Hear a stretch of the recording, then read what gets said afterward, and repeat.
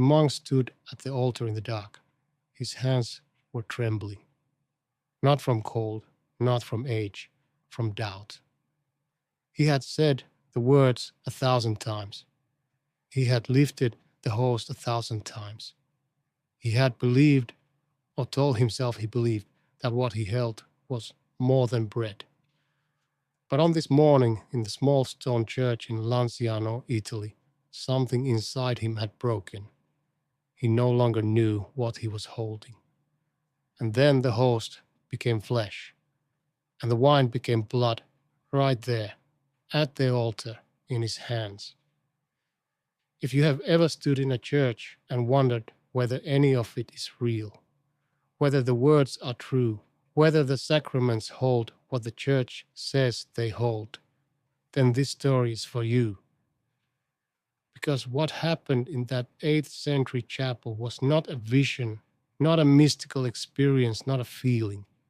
It was something that stayed, something that could be touched, something that a team of scientists picked up in 1970 and placed under a microscope. And what they found inside changed everyone who heard it.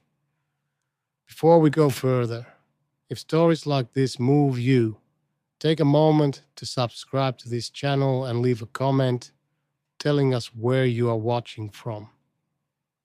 People from all over the world are watching right now, searching for the same things you are searching for. You're not alone in that search. Now, let us go back to the beginning. The city of Lanciano sits in the Abruzzo region of central Italy, not far from the Adriatic coast.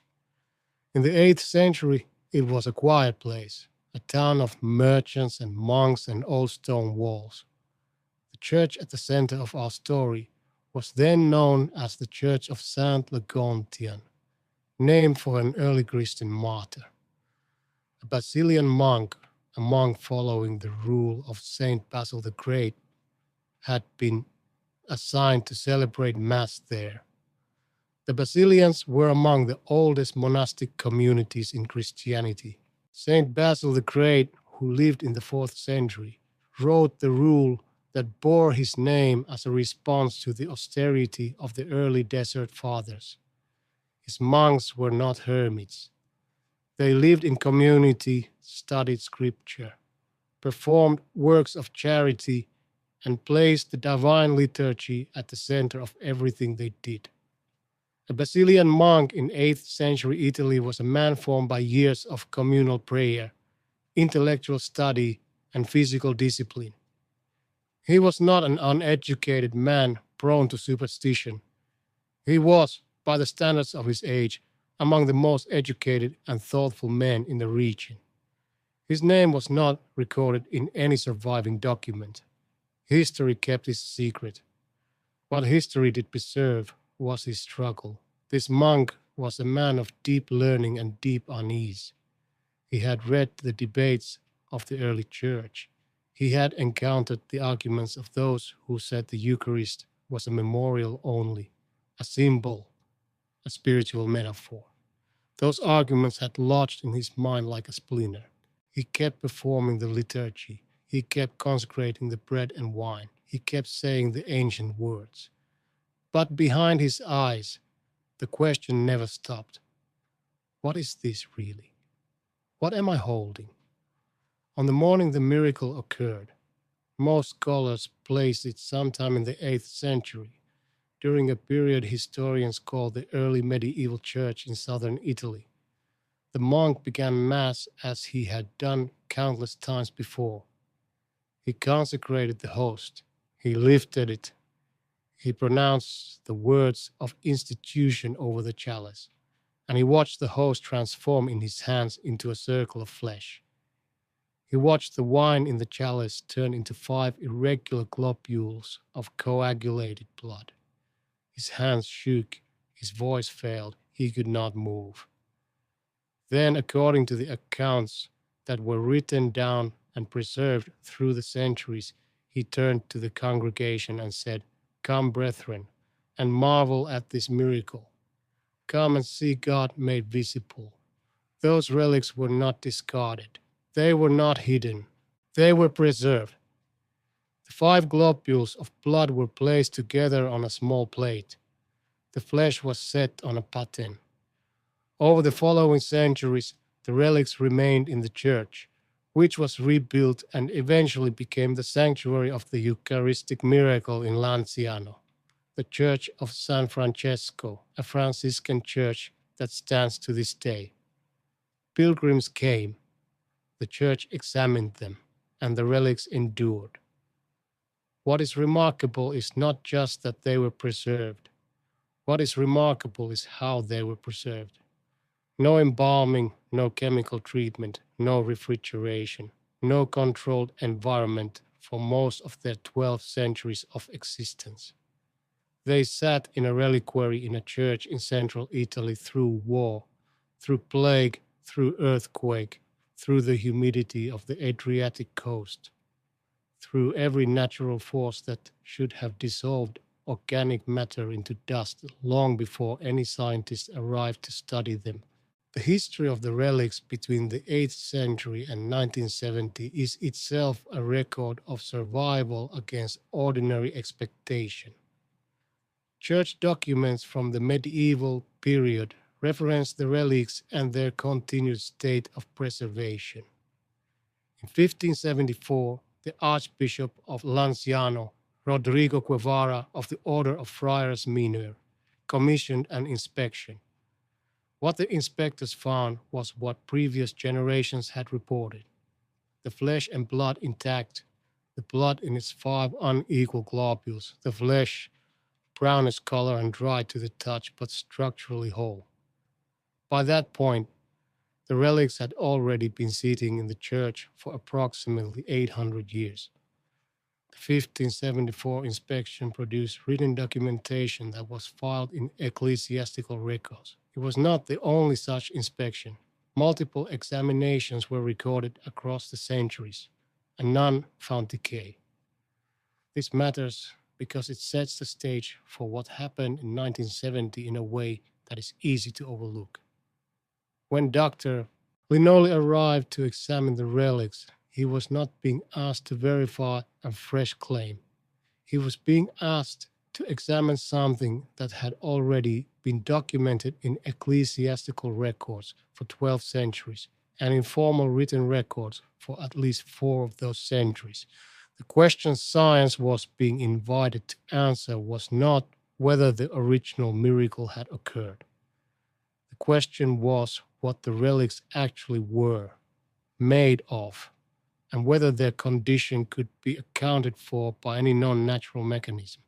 And yet, when that scientist arrived, what he found inside was not dust. It was tissue. Living, identifiable human tissue. Dr. Odoardo Linoli was a professor of anatomy, histology, chemistry, and clinical microscopy. He held his position at the University of Arezzo and had extensive background in medical science. In 1970, he was commissioned to conduct a thorough scientific examination of the Lanciano relics. He was assisted in the examination by Dr. Ruggero Bertelli, a professor of normal human anatomy at the University of Siena. The examination was carried out between 1970 and 1971, and his findings were published in the journal Quaderni Sclavo di Diagnostica in 1971. What he found is still reported today, unchanged, by everyone who examines his published results. The flesh was identified as real human tissue, specifically myocardial tissue, the tissue of the heart. Linoli's examination showed it was striated muscle tissue, the kind found in the human heart wall. More precisely, his analysis identified the tissue as belonging to the left ventricle of the myocardium, the muscular wall of the heart's primary pumping chamber. The tissue contained no signs of any preservative substance. There was no trace of formaldehyde or any other chemical that would explain its preservation over 12 centuries. The blood was identified as real human blood type AB. blood type AB is significant. It is one of the rarer blood types in the general population. It is also the blood type found in tests conducted on the Shroud of Turin, the linen cloth bearing the image of a crucified man that is preserved in the Cathedral of Turin. Whether that connection carries theological weight is for each person to decide. What Linoli reported is what the laboratory showed. 5 globules of blood, despite 12 centuries of separation from any living organism, retained properties consistent with fresh or recently preserved human blood. Linoli's report stated that the blood proteins were in the same proportion as found in normal human blood. He noted the absence of any protein alteration that would be expected after such a span of time in an uncontrolled environment. His examination identified the presence of chlorides, phosphorus, magnesium, potassium, and sodium, all in proportions consistent with normal human blood chemistry. No evidence of any foreign substance was found in either the flesh or the blood samples. He also noted that the 5 globules, though unequal in size, were equal in weight. Taken individually, each weighed a different amount. Together, they weighed the same as any single one of them weighed alone. That finding stopped many people in their tracks. It was not something Linoli expected. It was not something he could explain. A subsequent review of Linoli's work was conducted under the auspices of the Higher Council of the World Health Organization between 1973 and 1976. According to reports that cite this review, scientists affirmed the findings of the original examination and found no evidence of fraud or contamination. The WHO-linked review, as it has been referenced in Catholic scholarly sources, confirmed that the results could not be attributed to any natural process known to science at the time of examination. None of these findings were suppressed. None were hidden by the Vatican or locked away in a sealed archive. They were published. They were reviewed. They are still cited today, and yet most people in the pews have never heard of them. That silence is worth sitting with. The miracle of Lanciano is not a rumor. It is not a private vision shared only with a mystic. It is not a prophecy written in cryptic Latin and debated for centuries. It is a physical object. It is a piece of tissue and a quantity of blood that have been sitting in a church in central Italy for over 1200 years. It is something that was placed under a microscope. It is something that returned findings that a professor of anatomy wrote down in a published journal, and it sat in obscurity. There is a question the faithful are asking now, in 2026, with a new pope seated in Rome. A pope named Leo XIV, born Robert Francis Prevost in Chicago, elected on the 8th of May, 2025. The successor to Pope Francis, who died on the 21st of April 2025. The question is not a simple one, and it carries no easy answer, but it is the right question to ask. What does the Church believe about the Eucharist in this hour? Because this is not a purely historical matter. The doctrine of the real presence, the teaching that the bread and wine at Mass become, through consecration, the actual body and blood of Jesus Christ, has been one of the most contested teachings in Christian history. It was the fault line of the Protestant Reformation. It was the source of wars, of martyrdoms, of excommunications. It is still today one of the sharpest divides between Catholic theology and most of Protestant Christianity. And inside the Catholic Church itself, the degree of belief in the real presence has shown, in surveys conducted over the past several decades, significant erosion. Studies conducted in the United States have found that a majority of self-identified Catholics do not believe the Eucharist is the literal body and blood of Christ. They believe it is a symbol. They believe it is meaningful, communal, spiritually nourishing, but not in their understanding, literally what the Church has always taught it is. The monk in Lanciano doubted the same thing. His doubt is not shameful, his doubt is human. The Church has always known that faith in the real presence requires something more than logic, something more than argument, something more than a beautiful homily on Sunday morning. And so, at certain moments in history, when human doubt has gathered and pressed against the altar, something different has happened. The Catholic Church has catalogued dozens of Eucharistic miracles across the centuries and across continents. Buenos Aires in 1996, Sokolka, Poland in 2008, Legnica, Poland in 2013. In each of these modern cases, a consecrated host that had been dropped or accidentally treated improperly was set aside in water, as liturgical procedure requires, and later found to have transformed into what laboratory analysis identified as human cardiac tissue. The Buenos Aires sample was sent without identifying information about its origin to a forensic pathologist at Columbia University in New York, Dr. Frederick Sugibi, a specialist in cardiac tissue. He identified it as living myocardial tissue and reported that the cells appeared to be in a state of distress consistent with a heart that was still beating at the time the sample was taken. When told afterward what the sample was, Sugibe said he could not explain the finding by any natural process he knew. Lanciano is the oldest of these cases. It is the most studied, and its results are consistent with what has been found in various forms in the more recent ones. The relics of Lanciano are officially recognized by the Catholic Church. They are displayed in the sanctuary of the Eucharistic Miracle in a double reliquary. The flesh is visible as a brownish disc, somewhat irregular in its edges. The 5 globules of blood are visible beside it. They have been seen by millions of pilgrims over many centuries. They are not a secret.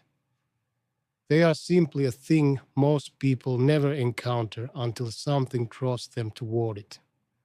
What Linoli's 1971 report gave the world was not a proof of God. Scientists do not operate in that territory. What his report gave the world was something more limited and more precise. The confirmation that what has been sitting in that church in Lanciano is not bread. It is not wine. It is not a painted image or a carved stone or document written by a scribe. It is human myocardial tissue and human blood, preserved without any known mechanism of preservation, showing the properties of living organic matter after 12 centuries of existence. That finding does not force belief. Nothing forces belief. But it does ask a question. It asks it quietly, the way sacred things tend to ask questions. It stands at the edge of what science can explain and does not raise its voice. It simply waits. The monk in Lanciano had his answer.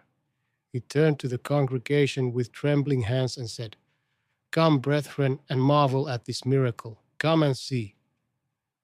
He had spent years in doubt. He had performed the liturgy through years of silence in his own mind, saying the words without certainty, lifting the bread without conviction. And then, on a morning he did not expect to be any different from all the others, the ordinary became extraordinary. His story is not one the Church requires its members to believe. Private miracles, even approved ones, are not articles of faith. A Catholic is not required to accept the miracle of Lanciano the way a Catholic is required to accept the doctrine of the real presence itself. The miracle exists in a different category. It is a sign, a gesture, a moment in history when the veil between the visible and the invisible became briefly, unmistakably thin. But signs matter.